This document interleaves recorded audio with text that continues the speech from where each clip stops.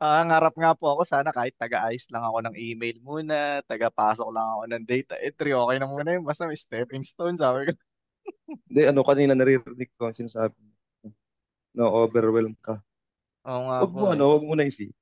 Alam ba, kung iniisip mo ba kung fit ako sa dyan or hindi. Okay, tama nga yun. Sinabi ni Kuya na decent amount. Pero sige ka lang ng sige. Pero wag mo na isipin.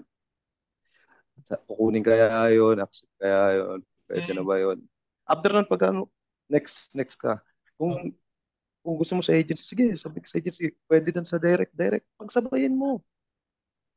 Sige ka lang ng ano, sige.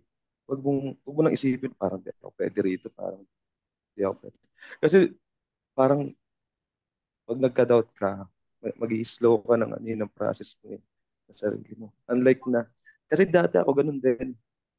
Eh, ang tagal ko pa nga nahinto sa courses eh. Parang 3 months, 4 months, bago lang ako bumalik eh. Hindi ko rin siya natapos, pero ang ginawa ko, talagang work lang ng work, sunod-sunod lang. Submit, pasa. Nakapag-DC ako isa, nag-fail ako. Isang fail lang, next nun. Ay, nasunod na.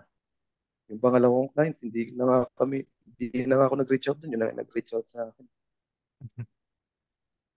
So, ano lang, talagang bira ka lang ng bira. Huwag mong isipin ang isipin mo kung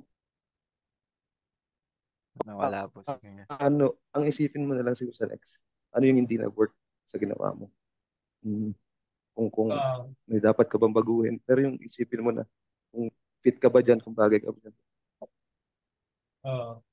Parang ano yung sinasabi ni Rico, huwag gumawa ng process mo. Sundin mo lang lagi. Huwag mong pag-isipan. May mo siyang parang, Mm. ilang, parang kahit nakapikit ka, magagawa mo siya. So, kung kailangan magpasa ng 10 ngayon dahil yun yung process mo, magpasa ka ng 10. That's it. Walang Ginawa ko yan. second thought. Everyday.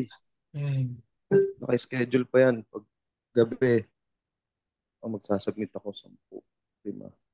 Ilalaan ako 2 oras. Mag-aaral, tapos magpapasa.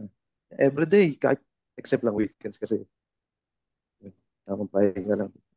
Dire-diretso lang. Ginagawa ko siya pero wala akong iniisip na kung kahit. Wala Wala emosyon. talaga. As in, wala. Wala. Wala.